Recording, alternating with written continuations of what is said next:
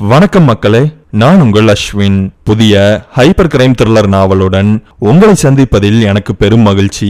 வலையில் மாட்டியவள். கட்டுக்கடங்காத வேகத்துடன் பரபரப்பான திருப்பங்களுடன் செல்லக்கூடிய கதை. கதை கேட்க தயாரா? வாருங்கள், கதைக்குள் செல்வோம். மர்மங்கள் இனி இல்லை என்று நினைக்கையில் புதிய மர்மங்கள் தலை தூக்கினாள். துரத்தினாள். அவள் என்ன செய்வாள்? நிமிஷா ஆட்டோவிலிருந்து இறங்கினாள். அண்ணா வெயிட் பண்ணுங்க என்று சொன்னாள். அவளுடைய பெரிய ரோலர் பேக்கை எடுத்து வெளியே வைத்தாள். அதை அங்கேயே விட்டுவிட்டு அவளுடைய தோழியின் திருமணம் நடந்து கொண்டிருக்கும் பெரிய ஹாலை நோக்கி அவள் நடந்தாள். அவளுடைய தோழியான மாயா அவளிடம் சொன்னது இதுதான். நீ அங்க வரும்போது பெரிய செலிப்ரேஷன் போயிட்டு இருக்கும், பயங்கரமான கிராண்ட் ஃபங்க்ஷன் எல்லாம் பிளான் பண்ணி இருக்கும். ஆனால் அப்படி ஒன்றும் எந்த ஒரு கேளிக்கைகளும் நிகழ்ச்சிகளும் நடந்து கொண்டிருப்பதாக தெரியவில்லை. நிமிஷா பார்த்ததெல்லாம் மூடப்பட்டிருந்த ஒரு பெரிய திருமண மண்டபத்தை தான். இருட்டிலது உக்கிரமாக மத யானையைப் போல நின்று கொண்டிருந்தது. விசாரிக்கலாம் என்றால் கூட அங்கே ஒரு செக்யூரிட்டி கூட இல்லை. சில நொடிகள் அங்கேயே நின்று மண்டபத்தை பார்த்தாள். ஆட்டோவை எடுத்துக்கொண்டு அடுத்து எங்கே போகலாம் என்று முடிவு செய்ய திட்டமிட்டாள். ஆனால் திரும்பவும் நடந்து வந்து ஆட்டோ அந்த இடத்தை பார்க்கும் பொழுது ஓட்டுநர் எப்பொழுதோ சொல்லாமல் கொள்ளாமல் ஆட்டோவை எடுத்துக்கொண்டு கிளம்பியிருந்தார். அவளுடைய பைகள் மட்டுமே அங்கே இருந்தது. இப்பொழுது நிமிஷாவிற்கு ஒன்று புரிந்தது. அவள் சொன்னதை அந்த ஓட்டுநர் கேட்கவில்லை என்று. சரியாக கேட்டு இருந்தால் அவர் கண்டிப்பாக காத்து கொண்டு இருந்திருப்பார். இவள் எதற்காக ஆட்டோவிலிருந்து அவளுடைய பையை எடுத்து கீழே வைத்தாள் என்றும் அவளுக்கு தெரியவில்லை. ஏதோ ஒரு வேகத்தில் செயல்பட்டிருந்தாள். கால்கள் எல்லாம் பயங்கரமாக வலித்தது. திரும்பவும் தன்னுடைய ரோலர் பேக்கை இழுத்து கொண்டு அவள் நேரடியாக மண்டபத்தின் முன்பு இருந்த செடிகள் நிறைந்த பகுதியில் அமர்ந்து கொண்டாள். தன் தோழியான மாயாவிற்கு தொலைபேசியில் அழைத்தாள். ஆனால் அவள் அழைப்பை ஏற்கவில்லை. திரும்பவும் அழைத்தாள். இந்த முறை 4 அல்லது 5 ரிங்குகள் சென்ற பிற்பாடே ஏற்கப்பட்டது. ஹலோ, யாரு? ஹலோ, யாரா என்று மனதில் நினைத்து கொண்டாள். நான் மாயாவோட ஃப்ரெண்டு. எதுவாக இருந்தாலும் காலையில் பேசிக்கலாம். இங்கே ஒரே பிரச்சனை. இங்கே மேரேஜ் ஹாலுக்கு வந்தேன். க்ளோஸாக இருக்கு. எப்படி ஓப்பனாக இருக்கும்? கடுமையான குரல் வெளிவந்தது. நீங்கள் மாயா கிட்ட ஃபோனை கொடுங்க, நான் பேசணும். அவள் இப்போ ஃபோன் பேசுகிற நிலைமையில இல்லை. நீங்கள் யாரு? நான் யாராக இருந்தால் உங்களுக்கு என்ன? மாப்பிள்ளை வீடு. ஃபோனை கொடுங்க. ஃபோனை கொடுக்க முடியாது. ஃபங்க்ஷனில் சின்ன சேஞ்சஸ், பல பிரச்சனை ஓடிட்டு இருக்கு. நிமிஷா அடுத்ததாக பேசுவதற்குள் அழைப்பை துண்டித்திருந்தாள் அந்த கடுமையாக பேசும் பெண். நிமிஷா கோபத்தில் இருந்தாள். ஆனால் மாயாவின் மீது கிடையாது. அவளுக்கு ஏற்பட்டிருக்கும் இந்த சூழ்நிலையை பார்த்துத்தான் அவளுக்கு மொத்த கோபமும் இருந்தது. அவளால் இப்பொழுது திரும்பவும் சென்று பஸ்ஸை பிடித்து அவள் வந்த இடத்திற்கு போக முடியாது. இந்த நள்ளிரவில் பஸ்ஸுகள் இருக்காது என்பது அவளுக்கு தெளிவாக தெரியும். இப்பொழுது அவள் இரவு எங்கேயாவது தங்கியாக வேண்டும். மாயாவுடைய திருமணம் அவளுடைய வருங்கால கணவனின் ஊரில் நடந்து கொண்டிருப்பதால் மாயா வீடு எங்கே இருக்கிறது என்று நிமிஷாவிற்கு தெரியவில்லை. திரும்பவும் அழைத்தாள். இந்த முறை மாயாவின் கைபேசியிலிருந்து நிமிஷாவுடைய தொலைபேசி எண் பிளாக் செய்யப்பட்டிருந்தது. இரவு தங்குவதற்காக ஏதாவது ரூம் புக் செய்யலாம் என்று அவள் நினைத்தாள். கைபேசியை எடுத்தாள். அதில் உள்ள செயலியில் தேடத் தொடங்கினாள். அப்பொழுது அருகிலேயே ஒரு மோட்டல் இருப்பதாக அவளுக்கு தகவல் கிடைத்தது. அந்த மோட்டலுடைய பெயரை பார்த்தாள். Sweet times motel. அந்த மோட்டலை பற்றிய படங்களை இப்பொழுது கூர்மையாக நோக்கினாள். படங்களில் பார்க்கும் பொழுது நன்றாகத்தான் இருந்தது. ஒரு ரூம் அவைலபிளா இருக்கு, பேசாம புக் பண்ணிடலாம். இப்படி யோசித்தவள் உடனடியாக தன்னுடைய பெயருக்கு ஒரு அறையை பதிவு செய்தாள். அதன் பிறகு ஒரு டாக்ஸியை புக் செய்யலாம் என்று நினைத்தாள். அதை செய்வதற்கு முன்பு அவள் இருக்கும் இடத்திலிருந்து அந்த ஹோட்டலுக்கு செல்வதற்கு எவ்வளவு நேரம் பிடிக்கும் என்று பார்த்தாள். 15 நிமிடம் என்று காட்டியது. 15 நிமிஷம் வாக்குதானே, ஒன்றும் பெரிய விஷயம் இல்லை. இதுக்காக கேப் புக் பண்ணி கேப் வர வரைக்கும் எல்லாம் வெயிட் பண்ணிக்கிட்டு இருக்க முடியாது. அவளுடைய உடலில் சக்தி மிகவும் குறைந்திருந்தது. ஆனாலும் இன்னும் கொஞ்சம் உடலை பயன்படுத்துவதால் ஒன்றும் ஆகிவிடாது என்று நினைத்தாள். சோர்வுடன் எழுந்து தன்னுடைய ரோலர் பேக்கை இழுத்து கொண்டு நடக்கலானாள். ஆனால் அவள் கைபேசியில் பார்த்த தகவலை தவறாக புரிந்து கொண்டாள். அவள் இப்பொழுது செல்லக்கூடிய ஹோட்டலுக்கு காரில் சென்றால் மட்டுமே 15 நிமிடம் தேவைப்படும். நடந்தால் அதற்கு மேலும் தேவைப்படும். இது தெரியாமல் அவள் நடந்து கொண்டிருந்தாள். நடக்க நடக்கவே அவளுக்கு புரிந்து போனது. அவள் ஏற்கனவே 15 நிமிடம் நடந்திருந்தாள். மெதுவான நடைதான். கைபேசியை எடுத்து சரியாக அந்த மோட்டலுக்கு செல்ல வேண்டிய தூரத்தை பார்த்தாள். 4.5 கிலோமீட்டர் காட்டியது. அதுவும் அந்த திருமண மண்டபத்திலிருந்து இப்பொழுது அவள் 1.5 கிலோமீட்டரில் தான் கடந்து வந்திருந்தாள். 15 நிமிடங்கள் 1.5 கிலோமீட்டர் என்பது மிகவும் மோசம் என்று அவளுக்கு தோன்றியது. சோர்வுடன் வேகமாக நடந்தாள். அப்பொழுதும் அவள் ஒரு டாக்ஸியை அமர்த்தும் யோசனையை கையில் எடுக்கவில்லை. அதை பற்றி சில நிமிடங்கள் யோசித்தாள். ஆனால் செயல்படுத்தவில்லை. தெரு மிகவும் சோம்பலாக குளிர்காற்று நிறைந்ததாக இருந்தது. அந்த சூழ்நிலை அவளை மூச்சு திணற வைத்தது. அவள் நடையை நிறுத்தினாள். தன் பையிலிருந்து தண்ணீரை எடுத்து குடிக்க தொடங்கினாள். குடித்துவிட்டு பையில் தண்ணீர் குடுவையை வைக்கும்போதுதான் தெருவின் மூலையில் படுத்திருந்த பிச்சைக்காரன் மெதுவாக எழுந்து நடக்க தொடங்குவது தெரிந்தது. இருட்டில் அவன் நடந்து வருவதை பார்த்ததும் இவள் உடனடியாக பயந்தாள். அவன் இவளை விட்டு வெகு தூரத்தில் தான் இருந்தான் என்றாலும் இவள் வேகமாகவே நடந்தாள். அந்த பிச்சைக்காரன் ஒன்றும் அவளை பின்பற்றவில்லை என்பது உண்மைதான். ஆனால் அவள் உள்ளே பயம் எழுந்தது. அந்த பயம் உந்து சக்தியாக செயல்பட்டு அவளை வேகமாக நடக்க வைத்தது. வேகமாக நடையின் விளைவாக அடுத்த சில கிலோமீட்டர்களை அவள் வேகமாக கடந்திருந்தாள். அவள் தங்கப்போகும் ஹோட்டலின் நியான் விளக்கு பலகையை அவள் பார்த்தாள். இன்று இரவு அவள் அங்கேதான் தங்க வேண்டும். நாளையும் கூட அவள் தொடர்ந்து தங்க வேண்டி இருக்கலாம். ஆனால் அதை பற்றி இப்பொழுது அவள் சிந்திக்கவில்லை. திரும்பி தன்னை துரத்தி வந்து கொண்டிருந்த அல்லது தானாக நடந்து வந்து கொண்டிருந்த பிச்சைக்காரன் இருக்கிறானா என்று பார்த்தாள். அவன் எப்பொழுதோ சென்றிருந்தான். அவளுக்குள் இப்பொழுது ஒரு நிம்மதி எழுந்தது. மோட்டலை நோக்கி நடந்தாள். Sweet times motel. அந்த மோட்டல் சரியாக அவள் வலைதளத்தில் பார்த்த படங்களைப் போலவே இருந்தது. ஆனால் நல்ல நிலையில் இல்லை. இருட்டாகவும் அழுக்காகவும் பயமுறுத்தக்கூடியதாகவும் இருந்தது. நியான் விளக்கு பலகை மட்டும் சோம்பேறித்தனத்துடன் மினுக்கி கொண்டிருந்தது. அவள் அந்த ஹோட்டலை பார்க்கும் பொழுது, இன்னைக்கு நைட் இங்க தங்குனா பயங்கரமான டேஞ்சர் எல்லாம் நம்மளுக்கு வந்துடும் போலயே, இப்படி வாய்விட்டே புலம்பினாள். நிமிஷா கைபேசியை எடுத்து திரும்பவும் தான் சரியான இடத்திற்கு வந்திருக்கிறோமா, அது அவள் பதிவு செய்த மோட்டல் தானா என்று உறுதி செய்து கொண்டாள். மெதுவாக நடந்து மோட்டலினுள் நுழைந்தாள். அங்கே ரிசப்ஷனில் பார்ப்பதற்கு மிகவும் இளமையாக அழகாக இருந்த ஒருவன் தன்னுடைய ஸ்மார்ட் போனில் கிரிக்கெட்டை பார்த்து கொண்டிருந்தான். இவள் நெருங்கியதும் எழுந்து நின்றான். நிமிஷா சொல்லிவிட்டு ஒரு மாதிரி கோணையாக சிரித்தான். அவன் அழகிய முகத்திற்கு அந்த சிரிப்பு பொருத்தமாக இல்லை. எப்படி என்னோட பேர் தெரியும்? இந்த கேள்வியை அவள் கேட்டிருக்க கூடாது. ஏனென்றால் அவள் தான் பதிவு செய்திருந்தாளே. திரும்பவும் அவனிடத்திலிருந்து அந்த மோசமான சிரிப்பு. பின்தொடரும்படி அவளிடம் செய்கை காட்டிவிட்டு நடந்தான். அவளும் பின்தொடர்ந்தாள். மொத்தமாக தரைத்தளத்தில் 6 அறைகள் இருந்தது. ஒவ்வொரு அறையை கடக்கும் பொழுதும் இந்த அறைதான் தன்னுடையது என்று அவளாகவே நினைத்து கொண்டாள். ஆனால் அனைத்து அறைகளையும் கடந்து கடைசியாக இருக்கும் அறையை அடைந்தவுடன் தான் அவன் கதவை திறந்து கொண்டு உள்ளே போனான். ஏற்கனவே பூட்டையெல்லாம் விலக்கி வைத்திருந்தான். அவனுடன் அவளும் நுழைந்தாள். அறை மிகவும் சிறியதாக ஆனால் நல்ல முறையில் பராமரிக்கப்பட்டு சுத்தமாக இருந்தது. அறையை நோட்டமிட்டாள். அங்கு இருந்த அனைத்து பர்னிச்சர்களும் மிகவும் பழையதாக இருந்தது. வேற ஏதாவது ரூம் இருக்குமா பார்த்து கொண்டே இப்படி கேட்டாள். இந்த ஒரு ரூம் தான் அவைலபிளா இருக்கு. நீங்க கூட ஆப்ல பார்த்திருப்பீங்களே, மேல கன்ஸ்ட்ரக்ஷன் ஒர்க் போயிட்டு இருக்கு. அப்படியா, சரி. இவள் கேட்பதற்கு முன்பே அடுத்ததாக அவன் ஒரு தகவலை தந்தான். காலையில வரைக்கும் எந்த ஃபுட் சர்வீஸும் கிடையாது. சொல்லிவிட்டு அவன் அறையை விட்டு வெளியேறினான். ஏதாவது வேணும்னா கூப்பிடுங்க. அவளுக்கு இப்பொழுது தேவையெல்லாம் கொஞ்சம் உணவு. பயங்கரமாக பசித்தது. ஃபுட் ஏதாவது அரேஞ்ச் பண்ண முடியுமா தயக்கத்துடன் கேட்டாள். அதான் சொன்னேனே, காலையில வரைக்கும் எந்த ஃபுட் சர்வீஸும் இல்லைன்னு. அவள் சோகமானாள். சரி, கவலைப்படாதீங்க, நான் உங்களுக்கு சமைச்சு தரேன். இப்படி சொன்னதும் அவளுடைய உடம்பில் ஒரு புத்துணர்வு பிறந்தது. நீங்க ஃப்ரெஷ் ஆயிட்டு வாங்க என்று சொல்லிவிட்டு அவன் கிளம்பினான். இவள் கதவை மெதுவாக சாத்தினாள். தான் கொண்டு வந்திருந்த பைகளை மெத்தையின் மீது கிடத்தினாள். அப்பொழுதுதான் அறையின் கதவு சரியாக மூடப்படவில்லை என்பதை உணர்ந்தாள். இந்த டோரோட லாக்கு டைட்டா இல்லைன்னு நினைக்கிறேன். இதை டைட் பண்ணணும். இப்ப என்ன பண்றது யோசித்து கொண்டே அறையை சுற்றி பார்த்தாள். அறையில் ஒரு உலோக சிலை இருந்தது. கை கடக்கமாக உறுதியாக இருந்த அந்த சிலையை எடுத்துக்கொண்டாள். மெல்லமாக லாக்கை தாங்கி கொண்டிருந்த ஸ்க்ரூக்களில் சத்தம் வராமல் அடித்து சரி செய்துவிட்டு அதன் பின்பு குளிப்பதற்கு தயாரானாள். துண்டை எடுத்துக்கொண்டு குளியல் அறையின் கதவை திறந்து கொண்டு உள்ளே போனாள். குளிக்க தொடங்கிய 3வது நிமிடம் தண்ணீர் சப்தத்தை தாண்டியும் அவளுக்கு வேறு சில சப்தங்கள் கேட்டது. அறைக்குள் யாரோ உலாவுவதைப் போல, காற்றால் திரைச்சீலைகள் வேகமாக அசைவதைப் போல பலவிதமான சப்தங்களும் ஒரே நேரத்தில் கேட்டது. யாரோ நம்ம ரூம்குள்ள வந்து ஏதோ ஒன்று தேடிக்கிட்டு இருக்காங்க. இப்படி உறுதியாக நம்பியவள் முழுவதுமாக தன்னை துணியால் மறைத்து கொண்டு மெதுவாக கதவை திறந்து கவனமாக கூர்மையாக அறையை நோட்டமிட்டாள். சத்தம் வந்து கொண்டே இருந்தது. ஆனால் அங்கே யாருமே இல்லை. கதவு பூட்டப்பட்டு இருப்பதை தூரத்திலிருந்தே சோதனை செய்தவள் திரும்பவும் குளியல் அறையின் கதவை பூட்டிவிட்டு குளித்தாள். வெளியே வந்தாள்.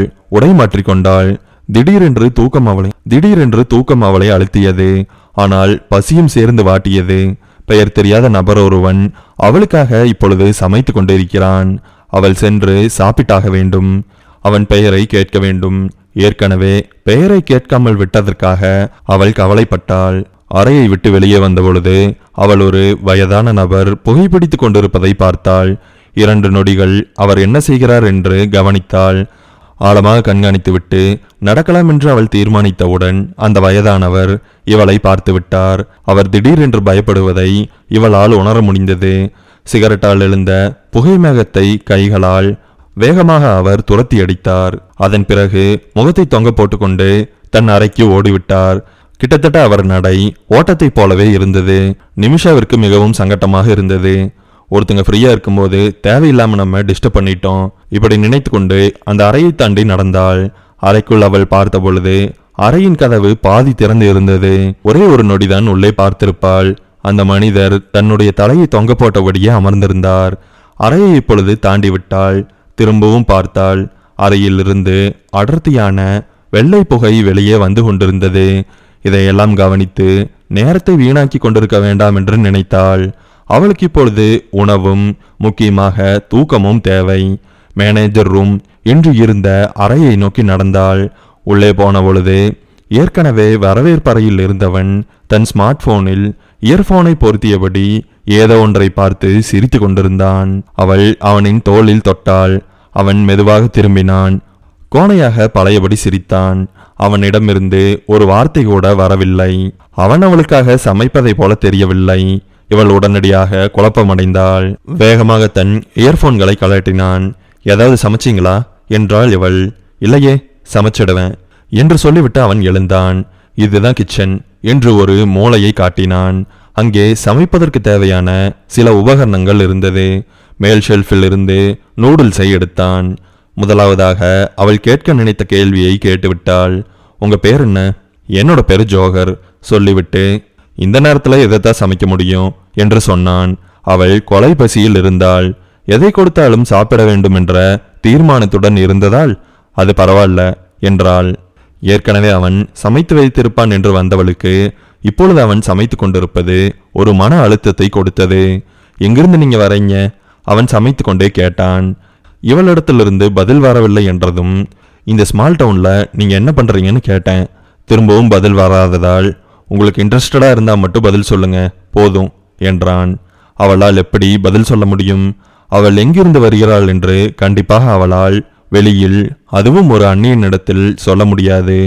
எந்த ஒரு தகவலையும் சொல்லக்கூடாது என்பதில் அவள் கவனமாக இருந்தாள். 2வது கேள்வி இப்பொழுது கேட்டாள். என்னோட ரூம்ல ஒரு சவுண்டு வருது, சலசலக்கிற மாதிரி. யாரோ ரூமை போட்டு பெரட்டிக்கிட்டே இருக்கிற மாதிரி. ஆனா யாருமே இல்ல. எங்கிருந்து அந்த சவுண்டு வருதுன்னு உங்களுக்கு தெரியுமா? ஜோகர் நிமிஷாவை ஒரு நொடி அசையாமல் பார்த்துவிட்டு, நீங்க கண்டிப்பா சொல்றீங்களா என்று கேட்டான். நான் கண்டிப்பா தான் சொல்றேன். நான் அந்த சத்தத்தை கேட்டேன். அவன் மழுப்பலாக சிரித்தான். அந்த சத்தம் எங்கிருந்து வருகிறது என்று அவனுக்கு நன்றாகவே தெரியும். இந்த முறை அவன் சிரித்தது நிமிஷாவிற்கு பயத்தை கொடுத்தது. நீங்க இன்னும் என்னோட கொஸ்டினை ஆன்சர் பண்ணல. அவன் பிடியிலேயே இருந்தான். நான் ஒரு கல்யாணத்துக்காக வந்தேன். மாயாவோட கல்யாணத்துக்கா? உங்களுக்கு எப்படி தெரியும்? பேனர் பார்த்தேன். ஓகே, நூடுல்ஸ் தயாரிச்சாச்சு, சாப்பிட்றீங்களா? அவள் சாப்பிட தொடங்கினாள். சாதாரணமாகத்தான் இருந்தது அவனுடைய சமையல். நீங்க சாப்பிடலையா? எனக்கு வயிறு ஃபுல்லா இருக்கு என்று சொன்னபடியே அவள் சாப்பிடுவதை அவன் பார்த்து கொண்டிருந்தான். நிமிஷா இதுவரை இப்படி ஒரு சூழ்நிலையை கற்பனை செய்து பார்த்ததில்லை. யார் என்று தெரியாத ஒரு நபர் சமைத்த உணவை அதே தெரியாத நபருடன் அமர்ந்து சாப்பிடுவாள் என்று யோசித்ததில்லை. எல்லாருமே ஃபுல்லாயிருக்கா என்றாள். கண்டிப்பா ஃபுல்லாயிடுச்சு என்றான் இவன். ஆனால் வெளியில் அப்படி சொன்னாலும் உண்மை அதுவல்ல. 1 மாதத்திற்கு முன்பு மோட்டலில் நடந்த சில குற்ற சம்பவங்களுக்காக மக்கள் அந்த மோட்டலுக்கு வருவதை நிறுத்திவிட்டார்கள். 1வது மாடி பழுது பார்ப்பதற்காக பூட்டி வைக்கப்படவில்லை. குற்ற சம்பவங்கள் அந்த மோட்டலில் நடந்ததால் மொத்தமாக காவல்துறையினர் 1 மாடியை சீல் வைத்திருந்தார்கள். இந்த தகவலை மொத்தமாக அவன் மறைத்து விட்டான். சில நிமிடங்களில் அவள் சாப்பிட்டு முடித்தாள். திரும்பவும் எல்லாருமே புக்காயிருக்கா என்று கேட்டாள். அவன் இந்த முறை கொஞ்சம் உண்மையை சொன்னான். 2 ரூம் தான் புக்காயிருக்கு. 2 ரூமா? ஆமா, உங்க ரூமு அப்புறம் இன்னொரு ரூமு. ஏன்னா மற்ற ரூம்ஸ் எல்லாம் கிளீனிங் ஒர்க் பெண்டிங்கில் இருக்கு. அதனால தான் ஆப்பில் கூட நாங்க ரூம்ஸ் இல்லைன்னு போட்டிருந்தோம். அவளுக்கு இப்பொழுது இந்த மோட்டலில் தங்குவது மிகவும் வினோதமாக தோன்றத் தொடங்கியது. அதுவும் இல்லாமல் இந்த அர்த்த ராத்திரியில் ஒரு நபருடன் பேசி கொண்டிருப்பது அவளுக்கு பயத்தை கொடுத்தது. உடனடியாக அறைக்கு செல்ல வேண்டும், கதவை நன்றாக அடைத்துவிட்டு தூங்கிவிட வேண்டும். இப்படி நினைத்தவள் வேகமாக எழுந்தாள். ஒரு அடியை எடுத்து வைத்த பொழுது அவளுடைய உடையை யாரோ பற்றி இழுப்பதைப் போல தோன்றியது. கோபத்துடன் திரும்பினாள். அவனை திட்டலாம் என்று வெறியுடன் பார்த்த பொழுது அவன் மேஜையில் இருந்த கைபேசியை சுட்டி காட்டினான். நான் உங்களை தொட வேண்டாம்னு தான் உங்க ட்ரெஸ்ஸை லைட்டா பிடிச்சி இழுத்தேன் என்று சொன்னான். சாப்பாடு நல்லா இருந்ததா என்றும் கேட்டான். அவனை தவறாக நினைத்ததற்காகவும் அவன் சமைத்து கொடுத்த உணவை பற்றி சொல்லாமல் விட்டதற்காகவும் நிமிஷா ஒரு நிமிடம் வருத்தப்பட்டாள். சாப்பாடு நல்லா இருந்தது, தேங்க்ஸ், அவசரமாக சொல்லிவிட்டு அங்கிருந்து கிளம்புவதற்கு ஆயத்தமானாள். உங்களுக்கு ஏதாவது வேணும்னா கூப்பிடுங்க, நான் இந்த ரூம்ல தான் இருப்பேன் என்று ஒரு அறையை சுட்டி காட்டினான். சரி, எனக்கு தூக்கம் வருது. அவள் உடனடியாக கிளம்பிவிட்டாள். ஜோகருக்கு இதுபோல பேசிக்கொண்டே இருக்கையில் திடீரென்று பேச்சை துண்டித்துவிட்டு செல்வது பிடிக்காது. குறிப்பாக தூக்கத்திற்காக பேச்சை உடனடியாக வெட்டுவது அவனுக்கு பிடிக்காத விஷயங்களில் ஒன்று. அவன் எதிர்வினை ஆற்றுவதற்குள்ளாகவே அவள் அந்த அறையை விட்டு வெளியே போயிருந்தாள். பாதையில் எங்குமே இருட்டாக இருந்தது. மோட்டல் முன்பு இருந்த நியான் போர்டும் ஜோகர் ரூமில் இருந்து வரும் வெளிச்சமும் தான் மொத்த வெளிச்சத்திற்கான ஆதாரமாக இருந்தது. எதிலும் இடிக்காமல் நடப்பதற்கு அவள் சிரமப்பட்டாள். இப்பொழுதும் அவள் அறைக்கு பக்கத்தில் இருந்த அறையிலிருந்து புகை வந்து கொண்டிருந்தது. சில நொடிகளுக்கு அந்த புகை அவளுடைய நாசியை துன்புறுத்தியது. அவள் உள்ளே பார்க்க முயற்சி செய்தாள். நிமிஷா அந்த வயதான நபர் சோபாவில் அமர்ந்திருப்பதை பார்த்தாள். அவர் அப்பொழுதும் உடல் நலத்திற்கு தீங்கான சிகரெட்டை பிடித்து கொண்டுதான் இருந்தார். அவர் தலை தொங்கி இருந்தது. நிமிஷாவால் அவருடைய முகத்தை பார்க்க முடியவில்லை. நரைத்த தலை மட்டுமே தென்பட்டது. துரிதகதியில் நடந்து அரைக்கதவை திறந்து உள்ளே போய் அடைந்து கொண்டாள். அவளுடைய செய்கையெல்லாம் அவளுக்கே பைத்தியகாரத்தனமாக இருந்தது. கதவில் சாய்ந்து நின்றபடியே, எதுக்காக பிளே ஸ்கூல்ல இருக்கிற பாப்பா மாதிரி நடந்துக்கிற? அப்படி சொன்னா கூட அது தப்புதான். இப்ப இருக்க குழந்தைங்கெல்லாம் ஷார்ப்பு. சும்மா தேவையில்லாம பயப்படாம இரு. கதவில் முதுகை சாய்த்தபடியே தனக்குத்தானே இப்படி பேசிக்கொண்டாள். கடந்த காலம் திடீரென்று அவளுடைய மூளையினுள் ஓடத் தொடங்கியது. அவளிடமிருந்து மூச்சு பலமாக வெளிவந்தது. கடந்த காலத்தை பற்றி சிந்திக்கும் பொழுது அவளுடைய தொண்டை பயத்தினால் வறண்டது. பயத்தையும் பதட்டத்தையும் குறைப்பதற்காக தண்ணீரை குடித்தாள். அறை சரியாக பூட்டப்பட்டிருக்கிறதா என்று பார்த்து கொண்டாள். அதன் பின்பு தொம் என்று படுக்கையில் விழுந்தாள். அவள் கண் முன்பு இப்பொழுது கடந்த காலம் உருண்டது. அவள் மெல்லமாக நித்திரையினுள் இழுக்கப்பட்டாள். திடீரென்று ஒரு மனிதனுடைய முகம் விழிப்புணர்விற்கும் தூக்கத்திற்கும் இடையில் வந்தது. சட்டென்று எழுந்து கொண்டாள். திரும்பவும் அந்த சத்தத்தை கேட்டாள். அறையில் யாரோ உலாவுவதைப் போல் இருந்தது. அவள் மன அழுத்தத்திற்கு ஆளானாள். இதை கற்பனை என்று புறந்தள்ள அவளால் முடியவில்லை. இதய துடிப்பின் வேகத்தில் நொடிகள் நகர்ந்து கொண்டிருக்க கதவு தட்டப்படும் ஓசை கேட்டது. இனியும் இதை கற்பனை என்று சொன்னால் அது முட்டாள்தனம். உண்மையான பயம் அவளை அழுத்தியது. யாரது? ஜோகரா இருக்குமோ? அவன் எதுக்காக நைட் நேரத்துல வந்து கதவு தட்டணும்? அவங்கிட்ட ப்ராப்பரா நான் கிளம்புறேன்னு சொல்லிட்டு தானே வந்தேன். பயம் மற்றும் குழப்பத்தின் அலைகளால் பாதிக்கப்பட்டவள் கதவை நோக்கி அடிமேல் அடி வைத்து நடந்தாள். கதவு தட்டப்படும் ஓசை நின்றது. அவளுக்கே அவள் இதயத்தின் ஓசை கேட்டது. கதவின் அருகிலேயே நின்று சத்தத்தை கவனித்தாள். அவள் சில உறுதியான காலடி சத்தங்களை கேட்டாள். 2 நிமிடம் 11 நொடி கழித்து நிமிஷா கதவை திறந்தாள். அவள் எதிர்பார்த்ததைப் போல அங்கே யாருமே இல்லை. அவள் எதிர்பார்க்காத ஒன்று நடந்திருந்தது. நியான் விளக்குகள் எரிந்து கொண்டிருந்த மோட்டலின் பெயர் பலகை இப்பொழுது அணைக்கப்பட்டிருந்தது. கதவை பயத்தினால் பெரும் சத்தத்துடன் மூடினாள். அவள் பயப்பட விரும்பவில்லை. நிதானமாக இந்த சூழ்நிலையை கையாள விரும்பினாள். நிசப்தத்தின் ஆட்சியில் அடுத்த சில நிமிடங்கள் கரைந்தது. இப்பொழுது அந்த சலசலப்பின் சத்தம் கூட கேட்கவில்லை. நிமிஷா சோபாவில் அமர்ந்தாள். தரையை பார்த்தாள். இப்பொழுது அவளின் தூக்கம் பாதி போயிருந்தது. மீதி அவளை இழுத்து கொண்டிருந்தது. திடீரென்று ஒரு சத்தம் வெடித்து நிசப்தத்தை தாறுமாறாக உடைத்தது. அவள் துள்ளி எழுந்தாள். பயம் அவளை இயக்க தொடங்கி இருந்தது. காதுகள் கூர்மையாகின. அந்த மாபெரும் சத்தம் தொடர்ந்தது. மரச்சாமான்கள் உடைவதைப் போல, தரையில் விழுந்து உருள்வதைப் போல, மிருகத்தனமான வேகத்துடன் அறையில் இருந்த சாமான்கள் இழுக்கப்பட்டதைப் போல சத்தம் வெவ்வேறு விதமாக வெளிவந்தது. டம் என்ற பயங்கரமான சத்தம். அதைத் தொடர்ந்து அதைவிடவும் பயங்கரமான ஒரு மனிதனின் சத்தம். தாங்க முடியாத வலியின் கோரத்தால் உச்சஸ்தாதியில் அவன் கத்துவதாக நிமிஷாவிற்கு தோன்றியது. திரும்பவும் மரச்சாமான்கள் உடைபடும் சத்தம். இவ்வளவு பெரிய சத்தம் இங்கே கேட்டுக்கொண்டிருக்கிறது. அப்படியானால் ஜோஹரும் இதை கேட்டிருப்பான். கேட்டிருந்தால் வந்திருப்பான். அவன் வந்திருப்பான் என்ற தைரியத்தில் இவள் அறையை விட்டு வெளியே வந்தாள். ஜோஹர் அங்கே காணப்படவில்லை. அந்த பெரிய காரிடோரில் அவள் மட்டுமே தனியாக நின்றாள். அந்த பயங்கரமான சத்தம் அவள் தங்கியிருந்த அறைக்கு பக்கத்து அறையிலிருந்து வந்தது. மூச்சை இழுத்து பிடித்து கொண்டு கவனமாக சத்தத்தை கேட்டாள். ஒருவேளை டிவி ஏதாவது பாக்குறாங்களா? அதுல வர மூவியோட சவுண்டா கூட இருக்கலாமே. ஆனால் அது குப்பைத்தனமான யோசனை என்று அவளுக்கே தெரியும். அவளுடைய அறையில் தொலைக்காட்சி இல்லை. அப்படி இருக்கையில் பக்கத்து அறையில் மட்டும் எப்படி தொலைக்காட்சி இருக்கும்? சாதாரண நோக்கில் சிந்தித்தவுடன் அவளுக்கு விஷயம் புரிந்தது. அவள் கேட்ட சத்தம் எல்லாம் உண்மையானவை. இப்பொழுது அவள் தனக்குள் ஒரு தைரியத்தை வரவழைத்துக் கொண்டாள். ஜோஹரை அழைத்து வருவதற்காக கிளம்பினாள். பதற்றத்துடன் சத்தத்தை கேட்டபடியே முதியவரின் அறையை தாண்டி வேகமாக ஜோஹரின் அறையை நோக்கி ஓடினாள். மூச்சு வாங்க அறையின் முன்பு நின்றாள். பலமாக வியர்த்தது. அறை உள்பக்கமாக பூட்டியிருந்தது. கதவை தட்டினாள். ஜோஹர், ஜோஹர் என்று தன்னால் முடிந்த அளவு கத்தினாள்.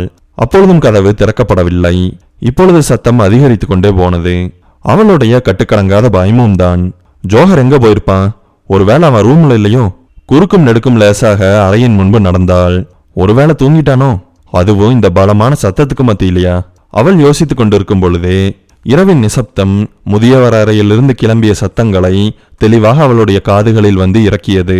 இந்த சூழ்நிலையிலிருந்து தப்பிப்பதற்கு, ஜோஹரை எழுப்புவதற்கு அவள் உடனடியாக ஒரு யோசனை செய்தாள். ஜோஹர் அறையின் முன்புறத்தில் எந்த ஜன்னல்களும் இல்லை.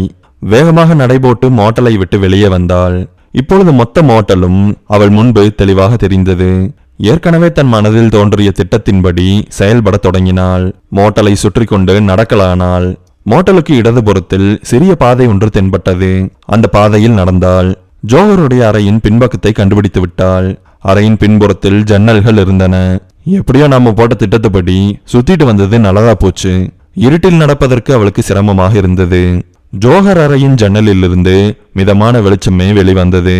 தட்டு தடுமாறி நடந்து ஜன்னலை நெருங்கிவிட்டாள். ஜன்னலும் பூட்டியிருந்தது. ச என்று சலித்து கொண்டாள். அந்த ஜன்னல் அவளை விட சற்று உயரத்தில் இருந்தது.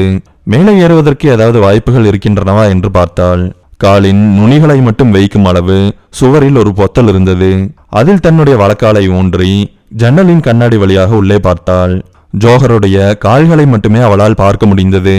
ஜோஹர், ஜோஹர் என்று கத்தினாள். அவள் எதிர்பார்த்ததைப் போல அவன் எழவில்லை. கீழே இறங்கினாள். சில அடிகள் நடந்தாள். அடுத்த ஜன்னலை கண்டுபிடித்து சிரமப்பட்டு ஏறினாள். இந்த முறை அவள் கால் வைப்பதற்கு எந்த வசதியும் இல்லை. ஆனால் ஜோஹரை பார்க்க முடிந்தது. ஜன்னலின் விளிம்புகளை இறுக்கமாக பற்றியிருந்தாள். ஜோஹர் கண்களை மூடி தட்டையாக சோபாவில் படுத்திருந்தான். அவன் காதுகளில் இயர்போன் இருந்தது. ஏதோ ஒரு பாடலை காட்டுத்தனமான சத்தத்துடன் கேட்டபடியே தலையை மேலும் கீழும் அசைத்து கொண்டிருந்தான். அவன் உண்மையாலுமே தன்னை சுற்றி என்ன நடந்து கொண்டிருக்கிறது என்று தெரியாமல், கவலையும் படாமல் தனக்கென்று உருவாக்கி கொண்ட சிறிய உலகத்தில் மூழ்கி போயிருந்தான். இப்பொழுது அந்த சிறிய உலகத்திலிருந்து அவனை எழுப்ப வேண்டியது நிமிஷாவுடைய கடமையாகும். ஆனால் அது நடக்குமா என்று அவளுக்கு சந்தேகமாக இருந்தது. வெகு நேரம் அவளால் விளிம்பை பிடித்துக் கொண்டு நிற்க முடியவில்லை. நிமிஷா முடிந்த அளவு கத்தி பார்த்தாள். தொண்டை தண்ணியே வற்றி விட்டதைப் போல் இருந்தது. ஜோஹர் என்று மரியாதையாக அழைக்காமல் ஏ என்று அழைத்து பார்த்தாள். ஆனால் அந்த படுபாவி இன்னும் அந்த இசை உலகத்தில் மிதந்து கொண்டுதான் இருந்தான். அவனை இப்பொழுது எழுப்பியே ஆக வேண்டும். ஆனால் இந்த முறை சரியானதல்ல என்று உணர்ந்து கொண்டவள் உடனடியாக கீழே இறங்கினாள். அவள் இறங்கிய பொழுது அந்த பெரும் சப்தம் நின்றது. சத்தம் எப்படி நின்னுச்சு? அந்த விஷயம் அவளுக்கு ஆச்சரியமாக இருந்தது. என்ன நடந்திருக்கும் என்று தெரிந்து கொள்ள விருப்பப்பட்டாள். தெரிந்து கொள்ள வேண்டுமென்றால் முதியவரின் அறையை சென்று பார்க்க வேண்டும். அவர் அறையிலிருந்து யாராவது வெளியே செல்கிறார்களா என்று பார்க்க வேண்டும். இதையெல்லாம் முடித்த பிற்பாடு வந்து ஜோஹரை எழுப்பிக் கொள்ளலாம் என்பது அவளுடைய உடனடியான யோசனை. அதை அப்படியே பின்பற்றினாள். எந்த வழியாக சுற்றி கொண்டு மோட்டலின் முன்பு வந்தாளோ இப்பொழுது அதே வழியில் பயணித்து மோட்டலின் முன்பக்கம் வந்தாள். இருட்டில் மறைந்து கொண்டாள். மொத்த மோட்டலையும் பார்த்தாள். ஆனால் திரும்பவும் அவளுடைய எதிர்பார்ப்பெல்லாம் ஏமாற்றத்தில் முடிந்தது. ஒரு தடவை ஏமாந்தா பரவாயில்ல, திரும்பவும் ஏமாறணும்னா மண்ட காயுமா காயாதா? தனக்குத்தானே நொந்து கொண்டபடி இப்படி பேசினாள். அங்கேயே நின்றபடி மொத்த மோட்டலையும் சில நொடிகள் கவனித்துக் கொண்டிருந்தாள். மோட்டலை பார்க்கும் பொழுது செயலியில் பார்த்த மோட்டலின் படம் நினைவிற்கு வந்தது. ஆப்ல இந்த இமேஜை பார்த்தோமே, ஆப்பை இப்போ ஓபன் பண்ணா நம்மளுக்கு தேவையான டீடைல்ஸ் கிடைக்கிறதுக்கு வாய்ப்பு இருக்கு. அந்த கடினமான சூழ்நிலையிலும் சரியாக சிந்தித்தாள். செயலியை திறந்தவளுக்கு மின்னல் ஒளி என ஒரு யோசனை எழுந்தது. அது ஒண்ணுதான் வழி, அதை சரியா செஞ்சு முடிக்கணும். வேகமாக பேசியபடியே செயலியை ஆராய தொடங்கினாள். இந்த இன்டர்நெட் வேற விட்டு விட்டு கிடைக்குது. டெக்னாலஜி எல்லாம் முக்கியமான நேரத்துல காலை வாடுறதுக்கு தான் உதவும். தன்னை திட்டியது போதாது என்று தொழில்நுட்பத்தையும் திட்டினாள். செயலியை ஆராய்ந்து கொண்டிருந்த பொழுது அவளை மீறியும் கரங்கள் நடுங்கின. காரணமே இல்லாம எதுக்கு கை நடுங்குது? கை நடுக்கத்தை கட்டுப்படுத்த முயற்சித்தாள். மூச்சை வெளியேற்றினாள். சில நிமிட ஆராய்ச்சிக்கு பின்பு ஸ்வீட் டைம்ஸ் மாடலை பற்றிய தகவல் பலகையிலிருந்து ஜோஹருடைய எண்ணை எடுத்து விட்டாள். அப்பாடா, எப்படியோ நம்பர் கிடைச்சிருச்சு. இனி அவனை எழுப்பினா போதும். மனுஷனா அவன்? இந்த சத்தம் கேக்குது, எப்படி தூங்கிட்டு இருக்கான் பாரு. ஆனா அவனுக்கு ஃபோன் பண்றதுக்கு முன்னாடி அவன் ரூம் பக்கத்துல போகணும். இங்கிருந்தே பண்ண முடியாது. யாராவது தான் நடக்கும் வழியில் இருக்கிறார்களா என்று பார்த்தபடியே அவள் ஜோஹருடைய அறையை நெருங்கினாள். கைபேசியை எடுத்து வேகமாக ஜோஹருக்கு அழைத்தாள்.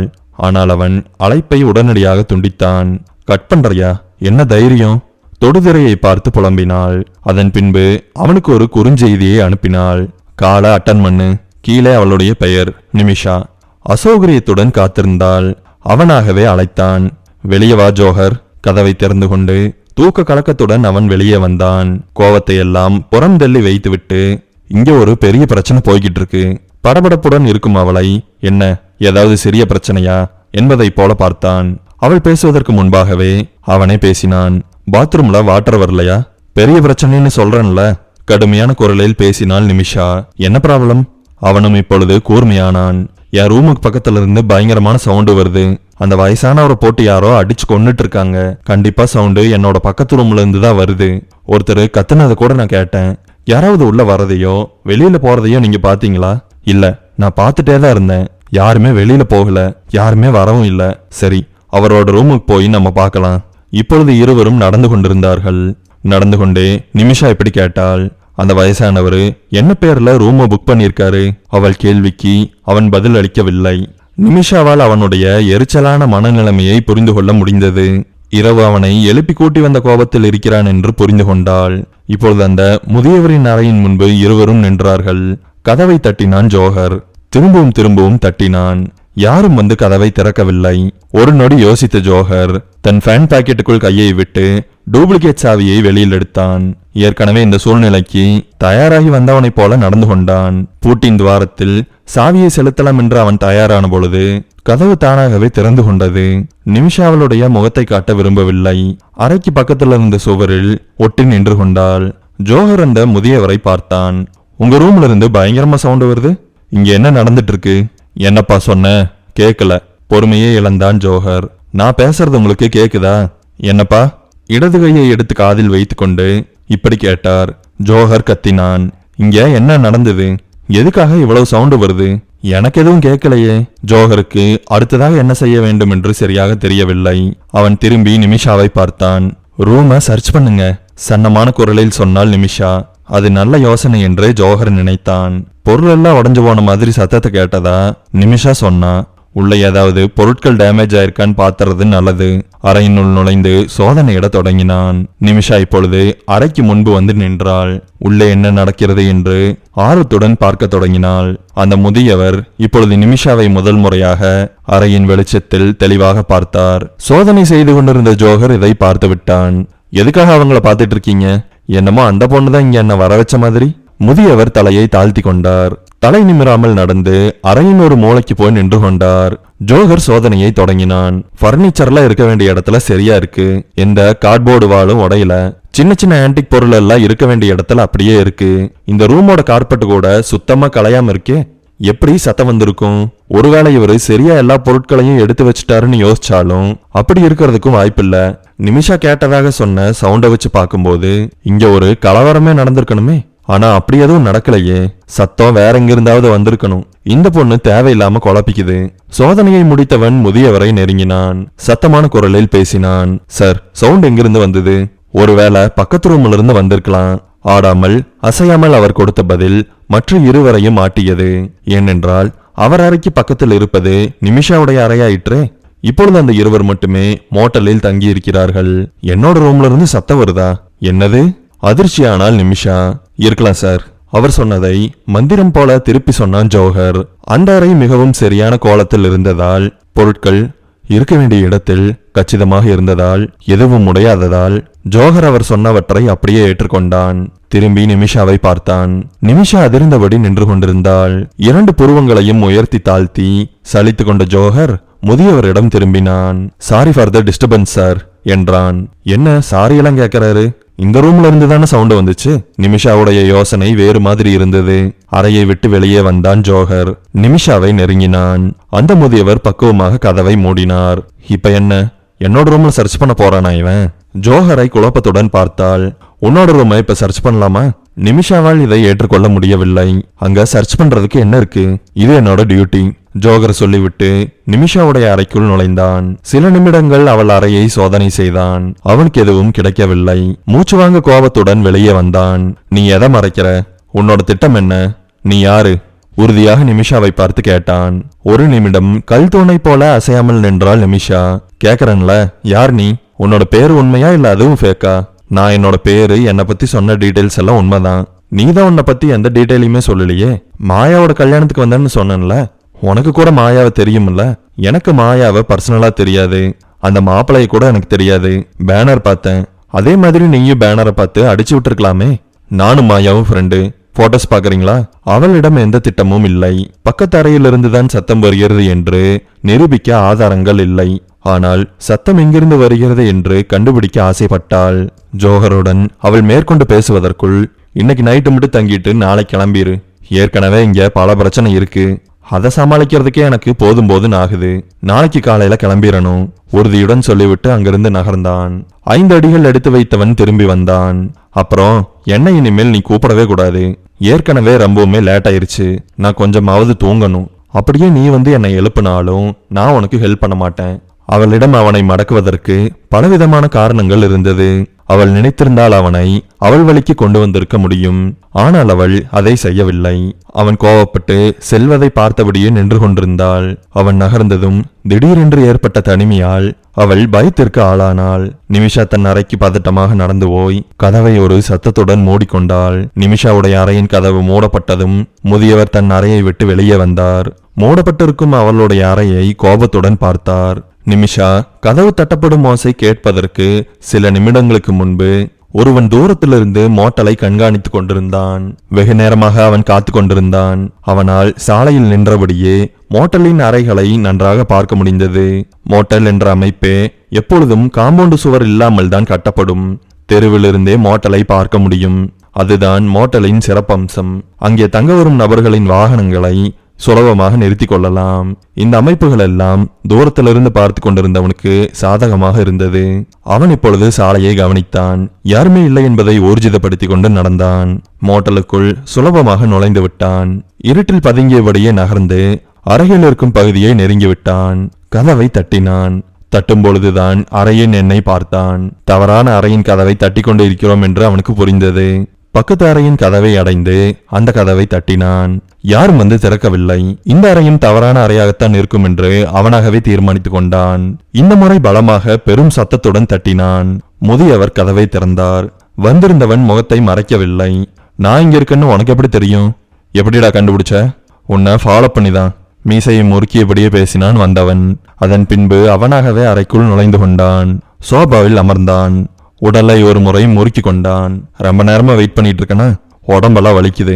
வந்த விஷயத்தை பத்தி நான் பேசுறேன். நான் எதுக்காக வந்திருக்கேன்னு உனக்கு நல்லாவே தெரியும். என் தங்கச்சிக்கு என்னாச்சுன்னு எனக்கு தெரியணும். முதியவர் அசைவில்லாமல் நின்றார். என் தங்கச்சிக்கு என்னாச்சு சொல்லு. உன்னோட தங்கச்சியை பத்தி எனக்கு எதுவுமே தெரியாது. நீ இன்னும் திருந்தலைங்கிறத உன்னோட பேச்சில இருந்தே நல்லாவே தெரியுது. அவன் கொண்டு வந்திருந்த பேகில் இருந்து பேப்பரை சுற்றிய ஏதோ ஒரு பொருளை எடுத்தான். பர்த்டே கேக்குன்னு நினைச்சுக்காத. நாட்டு வெடிகுண்டு. நானே செஞ்சது. எனக்கு தேவையான வார்த்தை உன்னோட வாயிலிருந்து வரலைனா இந்த நாட்டு வெடியை நான் கொளுத்திடுவேன். சட்டையின் பாக்கெட்டில் இருந்து லைட்டரை எடுத்துக்கொண்டான். சட் சட் என்ற சத்தத்துடன் லைட்டரின் பொத்தானை உருட்டி கொண்டே இருந்தான். நெருப்பின் நாக்கு மேல் எழுந்தது. மூடி போட்டு அதை அணைத்தான். திரும்பவும் மூடியை திறந்தான். தீநாக்கு வளர்ந்தது. நாட்டு வெடியின் திரியின் பக்கம் அதை கொண்டு போனான். முதியவர் இப்பொழுது பேச வேண்டிய கட்டாயம். எனக்கு எதுவுமே தெரியாது. நீ என்னோட ஃப்ரெண்ட்ஸை கேட்டுப்பாரு. அவங்க கூட அதையே தான் சொல்லுவாங்க. சொல்ல போனா அவங்க தான் உன்னோட தங்கச்சி காணாம போனதுக்கு காரணமே. அவங்க தான் ஏதாவது பண்ணியிருக்கணும்னு எனக்கு தோணுது. நீ சொல்றத அப்படியே நான் ஏத்துக்கிறேன். நீ நல்லவனா இருந்தா எதுக்காக இங்க வந்து மறைஞ்சிருக்க? போலீஸ் கிட்ட வந்து உனக்கு என்ன தெரியுமோ சொல்லியிருக்கலாமே. முதியவர் கைகளை பிசைந்து கொண்டார். தயங்கி தயங்கி பேசினார். உனக்கு தான் தெரியுமே என் மேல நிறைய கேஸ் இருக்குன்னு. கேஸ் இருக்கிறனா போலீஸ் கிட்ட போனா என்ன ஆகும்? உன்னோட தங்கச்சி விஷயத்துல நான் இன்வால்வ் ஆகல. அதை நீ நல்லா புரிஞ்சுக்கோ. உனக்கு அதுக்கு சம்மந்தமே இல்ல, அப்படிதானே? ஆமா, அதுல உனக்கு சந்தேகமே வேண்டாம். வந்தவன் ஒரு கெட்ட வார்த்தையை உதிர்த்தான். என்கிட்டயே நடிப்பு போடுறியாடா? உன்னோட ஃப்ரெண்டுகள்ல ஒருத்தனை போட்டு தள்ளிட்டேன். அந்த நாயே உண்மை சொல்லிருச்சு. சாகும்போது யாரும் பொய் சொல்ல மாட்டாங்கல்ல. என்ன ஃப்ரெண்டு, நீ என்ன பேசுறேன்னு எனக்கு தெரியலையே. லைட்டரை சுண்டினான். தீ நாக்கு பிறந்தது. தீயை திரியின் அருகில் எடுத்து போனான். முதியவர் வேகமாக நாட்டு வெடிகுண்டை எட்டி உதைத்தார். வெடிகுண்டு சோபாவின் கீழே விழுந்து உருண்டு மறைந்தது. அவன் முதியவரை பழி உணர்வுடன் பார்த்தான். முதியவர் இப்பொழுது கண்ணாடி மேஜையை எட்டி உதைத்தார். அதன் ஓரங்கள் மிகவும் கூர்மையாக இருந்ததால் அவனுடைய காலின் முட்டிகள் அடிபட்டது. அவன் எழுந்து நிற்க முயற்சித்தான். கால்கள் நடுங்கியது. முட்டியிலிருந்து ரத்தம் பெருகி வழிந்தது. அவன் நிற்க முடியாமல் எழுந்து நின்றான். நான் என்னோட தங்கச்சிக்கு நியாயம் கேட்கறதுக்காகத்தானே வந்தேன். நியாயம் வேணுமா? நான் உனக்கு என்னோட ஜட்ஜ்மெண்ட்டை இன்னைக்கே தரேன். அவன் அமர்ந்திருந்த சோபாவிற்கு முன்பு எதிர்புறமாக இன்னொரு சோபா இருந்தது. அதில் ஒரு இரும்பு பைப்பை அவர் மறைத்து வைத்திருந்தார். உடனடியாக தாவி அதை எடுத்துக்கொண்டார். கனமான இரும்பு பைப்பை அவனை நோக்கி சுழற்றினார். அவன் நகர்ந்து கொண்டான். இவர் எதிர்பார்க்காத நேரத்தில் அருகில் வந்தான். பல முறை தொடர்ந்து வயிற்றில் குத்தினான். அவர் எவ்வளவோ தடுத்து பார்த்தார். ஆனால் அவன் வெறியுடன் குத்தி கொண்டிருந்தான். இப்பொழுதும் அவர் கையில் இரும்பு பைப் இருந்தது. நச்சென்று இரும்பு பைப்பை அவனுடைய நுனிக்காலில் இறக்கினார். அவன் அலறினான். அவன் காலை பார்க்க குனிந்த பொழுது முதியவர் அவனுடைய முகத்தில் நேரடியாக குத்தினார். அந்த குத்து மிகவும் பலமாக இருந்திருக்க வேண்டும். திரும்பவும் அவன் தாறுமாறாக கத்தினான். கோபத்தில் அவனுடைய கண்கள் சிவந்தன. காலின் முட்டியை உயர்த்தி முதியவருடைய வயிற்றில் இடித்தான். இப்பொழுது இருவரும் சண்டையிட முடியாத நிலைக்கு தள்ளப்பட்டிருந்தார்கள். யார் இந்த சண்டையில் வெல்லப் போகிறார்கள் என்று இருவருக்குமே தெரியவில்லை. முட்டியிலிருந்தும் காலின் விரல்களிலிருந்தும் அவனுக்கு ரத்தம் வந்து கொண்டிருந்தது. சோபாவில் விழுந்து கிடந்தார் முதியவர். இரும்பு பைப்பை திரும்பவும் கெட்டியாக பிடித்து கொண்டார். வேகமாக சுழற்றினார். இந்த முறை அவன் நகர்ந்ததும் டிரெஸ்ஸிங் டேபிளில் பைப் மோதியது. டிரெஸ்ஸிங் டேபிளின் மீது இருந்த சிலையெல்லாம் திசை கொன்றாக சிதறியது. வலி தாங்காமல் தரையில் அமர்ந்திருந்தான் அவன். திடீரென்று அந்த முதியவர் எதிர்பார்க்காத நேரத்தில் படார் என்று நிமிர்ந்து தன்னுடைய தலையால் வேகமாக அவருடைய தாடையில் மோதினான். கடக்கென்று உடையும் சத்தம் கேட்டது. இவனுடைய பலமான மோதுதலின் காரணமாக முதியவருடைய கழுத்து வளைந்திருந்தது. அவர் அப்படியே சோபாவில் விழுந்தார். அவன் தட்டு தடுமாறி எழுந்தான். ஆனால் அவன் வேறு திசையில் இருந்தான். முதியவர் அவனுக்கு பின்புறமாக இருந்தார். அவனால் எழ முடியவில்லை. அவனுடைய சொந்த கால்கள் அவனுடைய பேச்சை கேட்கவில்லை. வலியால் பற்களை கடித்துக்கொண்டு கால் முட்டியில் கையை வைத்த பொழுது திடீரென்று இடியைப் போல அவனுடைய தலையில் ஒரு அடி விழுந்தது. பயங்கரமான சத்தம் எழுந்தது. முதியவர் கண்ணாடி மேஜையை எடுத்து அவன் தலை மீது போட்டிருந்தார். கண்ணாடி ரத்தத்துடன் சேர்ந்து சுக்கல்களாக சிதறியது. ரத்தம் பீறிட்டு கொண்டே இருந்தது. பீறிட்ட ரத்தம் முதியவருடைய முகத்தை நனைத்தது. இப்போ உனக்கு என்னோட ஜட்ஜ்மெண்ட் கிடைச்சிருச்சா? நியாயம் வேணும், அதுவும் என்கிட்ட இருந்து. என்னோட நியாயம் இதுதான். இரும்பு பைப்பை கையில் எடுத்துக்கொண்டு திரும்பவும் கருணையே இல்லாமல் அவனுடைய தலையில் தொடர்ந்து அடித்துக்கொண்டே இருந்தார் அவர். மண்டை பிளந்து கொடூரமாக இருந்தது. முதியவருடைய முகத்திலிருந்து ரத்தம் வழிந்து கொண்டிருந்தது. பொறுமையாக கோரமாக இறந்து கிடந்த அவனை அவர் பார்த்தார். உன்னோட தங்கச்சி மாதிரியும் உன்னோட வாழ்க்கையை நீ முடிச்சுக்கிட்டியே. அவளும் இப்படிதான் நியாயம் வேணும்னு என்கிட்ட வந்தா. முணுமுணுத்தபடி எழுந்து நின்றார். அறையில் இருந்த கண்ணாடியில் தன்னுடைய ரத்தம் தோய்ந்த முகத்தை பார்த்து கொண்டார். அடுத்ததாக அவர் போட்டிருந்த ஷூக்களை பார்த்தார். அதுவும் ரத்தத்தில் ஊறி இருந்தது. குளியல் அறைக்கு சென்று முதலில் தன்னுடைய ஷூவை நன்றாக கழுவி விட்டு வந்தார். எனக்கு ஒரு வேலை இருக்கு, முக்கியமான வேலை. அதை முடிக்கிறதுக்காக நான் போகணும். அதுக்கு முன்னாடி உன்னோட பாடியை நான் மறைச்சு வைக்கணும். தயக்கமே இல்லாமல் பிணத்துடன் பேசிக் கொண்டிருந்தார். முதலில் அவர் சாதாரணமாக உடலை தூக்கி குளியல் அறையில் மறைத்து வைத்து விடலாம் என்றுதான் நினைத்தார். ஆனால் அது அவருக்கு பெரும் பிரச்சனைகளை கொண்டு வந்து விடும். வந்தவுடன் பார்த்தால் உடல் தெரியக்கூடாது. இப்படி யோசித்துக் கொண்டிருந்த அவருடைய கண்ணுக்கு தரையில் இருந்த கார்பெட் தென்பட்டது. உடலை எடுத்து கார்பெட்டில் போட்டு சுற்றினார். அறையின் ஒரு மூலையில் உடலடங்கிய கார்பெட்டை வைத்தார். அறையை விட்டு வெளியே வந்தார். அது அவருடைய அறை அல்ல, அவர் அறைக்கு பக்கத்தில் இருந்த அறை. இப்பொழுது தன் அறைக்குள் நுழைந்து கொண்டார். முதலாவதாக அவர் ஒரு காரியம் செய்தார். தன் ரத்தம் தோய்ந்த சட்டையை கழற்றினார். மொத்த உடையையும் கழற்றிவிட்டு உடனடியாக குளித்தார். முகத்தை நன்றாக அழுத்தி தேய்த்து ரத்தத்தை போக வைத்தார். இப்பொழுது பழையபடியே முகமும் உடலும் சிறப்பாக மாறியிருந்தது. ஒரு சண்டைக்கு பின்பு குளிப்பது என்பது அவருக்கு மிகப்பெரிய அசதியை கொடுத்தது.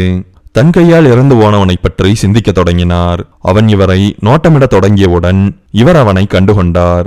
ஓ, என்னை தேடி இங்க வரைக்கும் வந்துட்டியா? என்ன அட்டாக் பண்ண வரப்போறேன்னு நினைக்கிறேன். பண்ணு, அதை பத்தி எனக்கு கவலை இல்லை. அவன் வரும் நேரம் பார்த்து இவர் காத்திருக்க தொடங்கினார். அவனுக்காகத்தான் காரிடோரில் நின்று சிகரெட் பிடித்துக் கொண்டிருந்தார். ஆனால் அதற்குள் நிமிஷா தன்னுடைய கதவை திறந்து கொண்டு வெளியே வந்துவிட்டாள். அவரும் உள்ளே போக வேண்டியாயிற்று. அப்பொழுது அவர் நிமிஷாவுடைய முகத்தை அரைகுறையாக பார்த்து வைத்திருந்தார். அவளும் அவரை பார்க்கிறார் என்று புரிந்து கொண்டார். திரும்பவும் தன்னுடைய அரைக்கதவை பாதி திறந்து வைத்துவிட்டு அவனுக்காக காத்து கொண்டிருந்தார். ஆனால் அவன் மிகவும் தாமதமாக வந்தான். உடனடியாக இறந்து போனான்.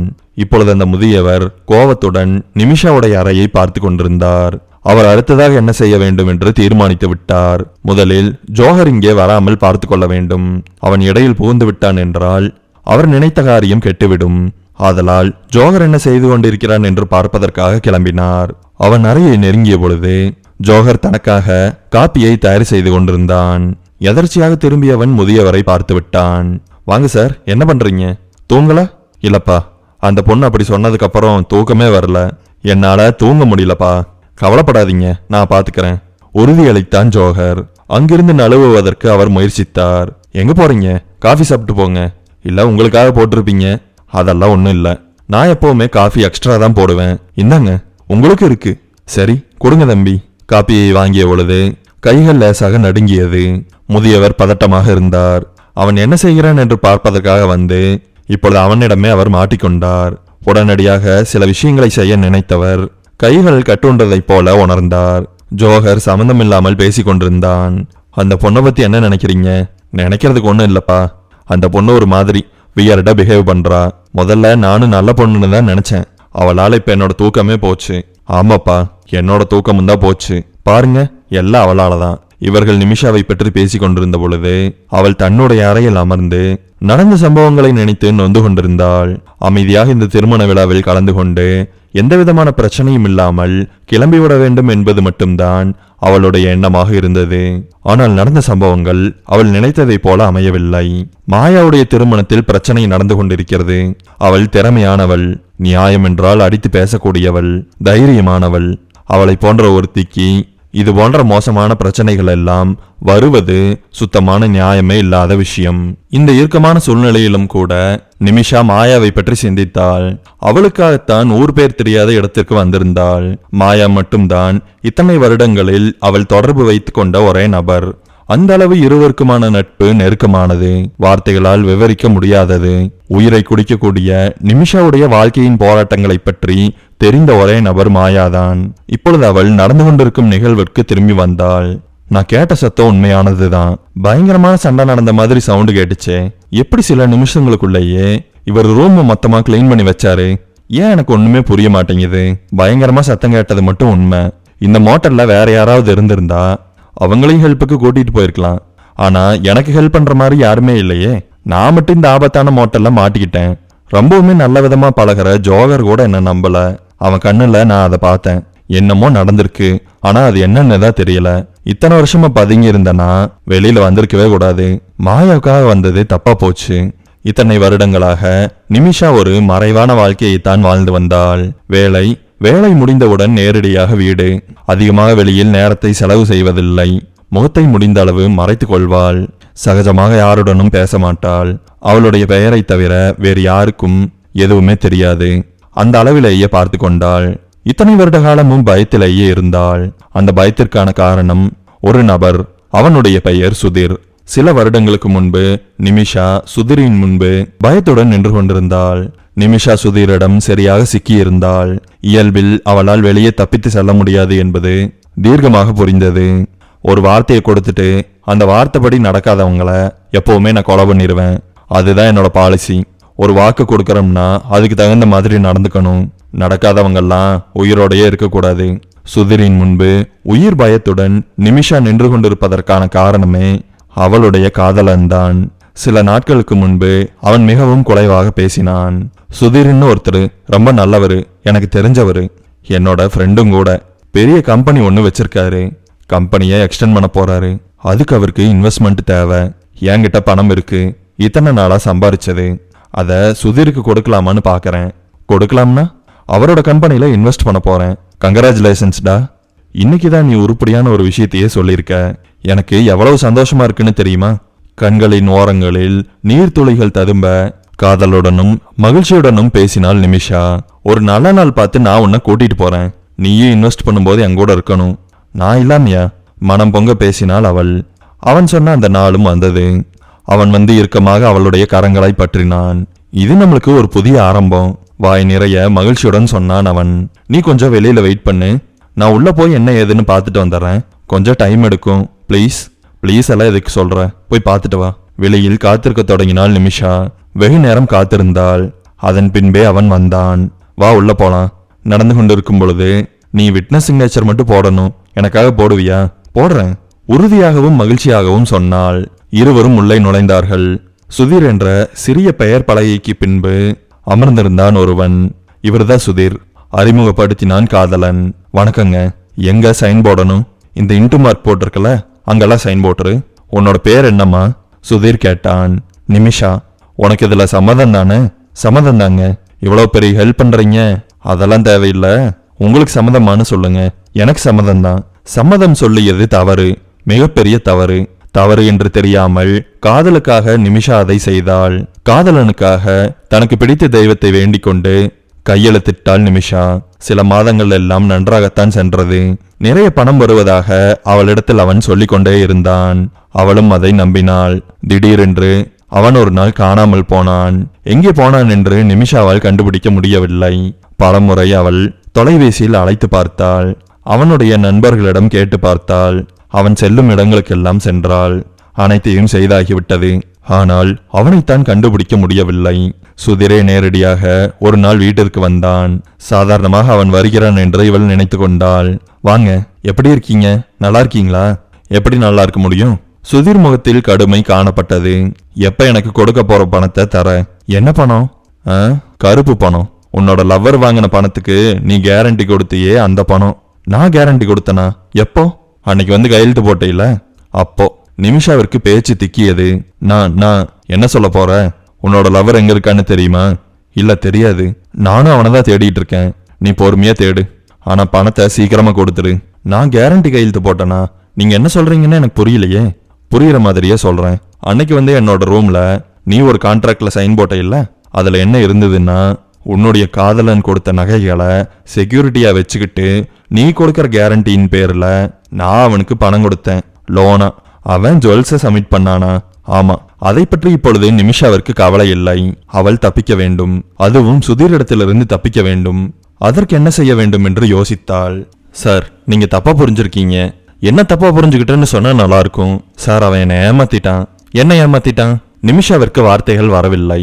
சொல்லுமா, என்ன ஏமாத்திட்டான்? சார், அவன் உங்க கம்பெனியில இன்வெஸ்ட் பண்ண போறேன்னு சொன்னான். நான் என்ன கம்பெனி வச்சிருக்கேன்னு உனக்கு தெரியுமா? இல்ல சார். அப்புறம் வேற என்ன சொன்னான்? அந்த கான்ட்ராக்டுக்கு விட்னஸ் கையெழுத்து போடுறதுக்கு தான் அவன் அன்னைக்கு கூட்டிட்டு போனதா சொன்னான். நானும் விட்னஸ் கையெழுத்து போடுறேன்னு தான் சார் நினைச்சேன். என்னால எப்படி சார் ஒரு கான்ட்ராக்ட்ல சைன் பண்ண முடியும்? என்கிட்ட அந்த அளவு செக்யூரிட்டி இல்லையே. அவன் கொடுத்த நகையை உன்னோட செக்யூரிட்டியில எடுத்துக்க சொன்னான். சார், இதுக்கு எனக்கு சம்மந்தம் இல்லை, என்னை விட்டுருங்களேன். இங்க பாருமா, நானும் உன்னோட ஆளை தேடிக்கிட்டு தான் இருக்கேன். பையன் எங்க இருக்கான்னே தெரியல. சாதாரணமா தேடல, தீவிரமா தேடிட்டு இருக்கோம். சிக்குனான்னு வச்சுக்கோ. நீ பணமே கொடுத்துட்டாலும் அவனை நாங்க விடமாட்டோம். சார், அவன் பணம் வாங்கினதுக்கு நான் என்ன பண்ண முடியும்? பணத்தை திருப்பி கொடு. நீ தானே கேரண்டி கையெழுத்து போட்டிருக்க. அது எனக்கே தெரியாம நடந்தது.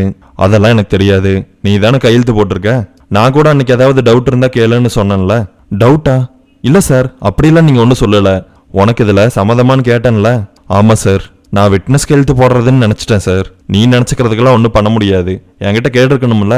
அவள் இப்பொழுது பெரும் குரல் எடுத்து அழுதாள். சார், விட்டுருங்க சார். பணத்தை கூட இல்லைன்னா உன்னை கொலை பண்ணிடுவேன். பணத்தை எண்ணி வச்சுட்டு நீ ஃப்ரீயா உன்னோட வாழ்க்கையை நடத்து. அதன் பின்பு நிமிஷா தொடர்ந்து பேசிக்கொண்டே இருந்தாள். அவள் பேசிய எதுவுமே சுதீருடைய காதில் விழவில்லை. என்னை கொண்டு உங்களுக்கு என்ன கிடைக்க போகுது? பணம் கிடைக்கவா போகுது? எதுக்காக சார் என்னை கொல்லணும்? சுதீர் யோசித்தான். ஆமா, பணம் கிடைக்காதுதான். நான் உன்னை ட்ரம் கார்டா வச்சுக்கிட்டு உன்னோட ஆள்கிட்ட இருந்து பணம் கேட்கலாம்ல. அவன் இப்ப பணம் தரல, நீ மட்டும் என்கிட்ட இருக்க. அடுத்ததான் நான் என்ன பண்ணுவேன்னு யோசிச்சிருப்பியே. உன்னை நான் வித்துருவேன். இது அந்த அளவுக்கு சிம்பிளான விஷயம்தான். உனக்கு கொஞ்சம் கருணை காட்டலான்னு பார்த்தேன். சார், நான் சொல்ல வேண்டியதெல்லாம் சொல்லிட்டேன். அவன் உங்ககிட்ட இருந்து வாங்கின பணம் எவ்வளவு சார்? ஒரு பெரிய தொகையை சொன்னான் சுதீர். அவள் அதிர்ந்தாள். கண்டிப்பாக அவளால் அதை சம்பாதித்தெல்லாம் கொடுக்க முடியாது. சார், அதுக்கு பதிலாக என்னோட ஜுவல்ஸ் தரேன், வச்சுக்கிறீங்களா? சுதீர் உடனடியாக யோசித்துவிட்டு சரி என்று சொன்னான். காத்திருக்க தொடங்கினான். நிமிஷா படுக்கை அறையை நோக்கி நடந்தாள்.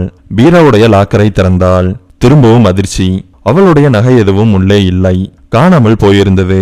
அனைத்து இடங்களிலும் தேடினாள். சுதீர் இப்பொழுது அந்த அறைக்குள் வந்தான். அவள் தேடுவதை விருப்பமே இல்லாமல் நின்று பார்த்து கொண்டிருந்தான். வியர்த்து போய் கண்களில் கண்ணீருடன், சார், ஜுவல்ஸ் எல்லாம் மிஸ்ஸிங். என்னமா சொல்லிட்டு இருக்க நீ? சார், உண்மையாதான் சார் சொல்றேன். உங்ககிட்ட அவன் கொடுத்தது என்னோட நகை தான் நினைக்கிறேன். நினைக்காத, அதுதான். அப்ப நீங்க கேட்ட பணத்துக்கு நான் கொடுத்த நகை சரியா போயிருமல சார்? அவன் நீ கொடுத்த அத்தனை நகையும் கொடுக்கல, 20% தான் கொடுத்தான். மிச்சத்தை அவன் லாவிட்டு போயிட்டான். சார், எனக்கு கொஞ்சம் டைம் கொடுங்க. நான் உனக்கு டைம் தரதை பத்தி யோசிக்கிறேன். நாளைக்கு முதல்ல என்னோட வீட்டுக்கு வா. உங்ககிட்ட இருக்கிற பணத்தை மொத்தமா கொண்டு வந்து கொடு. அதுக்கப்புறம் நான் ஒரு டேட்டை சொல்றேன்.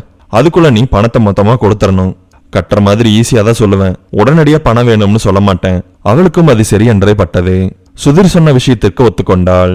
சுதீரும் அவனுடைய ஆட்களும் வீட்டை விட்டு கிளம்பி விட்டார்கள். அவள் தனியே அமர்ந்து அழுதாள். காதலனின் துரோகத்தை நினைத்து அழுதாள். மாயாவிற்கு தொலைபேசியில் அழைத்தாள். தனக்கு நடந்த துயரங்கள் அனைத்தையும் சொன்னாள். எவ்வளவு பணம் நீ வச்சிருக்க? பேங்க்ல கொஞ்சம் அமௌண்ட் இருக்கு. நீ ஒன்னு பண்ணு, அதுல பாதியை எடுத்து சுதீருக்கு கொடுத்துரு. நீ என்ன சொல்ற? நான் சொன்ன மாதிரி செய். நிமிஷா தயங்கினாள். ஏன் ஒன்னும் சொல்ல மாட்டேங்கிற? நான் தான் அந்த கடனையே வாங்கலையே. நீ வாங்கலைனாலும் நீ தானே கேரண்டி கையெழுத்து போட்டிருக்க. அதுதான் ஸ்கேம் ஆச்சே. ஸ்கேமோ என்னமோ, இப்ப நீ தான் மாட்டியிருக்க. அதுல இருந்து ஃபர்ஸ்ட் எப்படி வெளியில வரலான்னு பாரு. பணத்தை கொடுத்துறது மூலமா சுதீர் கொஞ்சம் அமைதியாவான். அதுக்கப்புறம் என்ன பண்ணலாம்னு நம்ம யோசிக்கலாம். பணத்தை கொடுக்கற வேலையை பாரு. அதுக்கப்புறம் எனக்கு ஃபோன் பண்ணு. தேவையில்லாம யோசிச்சுக்கிட்டு இருக்காத. முக்கியமா உன்னோட லவ்வரை பத்தி. அடுத்த நாள் காலை மாயா சொன்னதை போலவே நிமிஷா பணத்துடன் போய் சுதீரை பார்த்தாள். நீ சொன்ன நேரத்துக்கு கொண்டு வந்து பணத்தை கொடுத்ததுனால உனக்கு நான் 3 வருஷம் டைம் தரேன். மொத்த அமௌண்ட்டையும் கொடுத்துரு. அதுக்கு முன்னாடியே கொடுத்துட்டேன்னா ஒரு பிரச்சனையும் இல்லை. நான் உன்னை எதுவும் செய்ய மாட்டேன். நான் மிரட்டிட்டு விடுற ஆள் கிடையாது. என்னை பத்தி கேட்டுப்பாரு. அவள் தலையை அசைத்தாள். வேற ஏதாவது கேட்கணுமா? அவனை கண்டுபிடிச்சிங்களா? தேடிக்கிட்டே இருக்கோம். எங்க இருக்கான்னே தெரியல. கொஞ்சம் நஞ்ச பணத்தோடைய எஸ்கேப் ஆயிருக்கான்.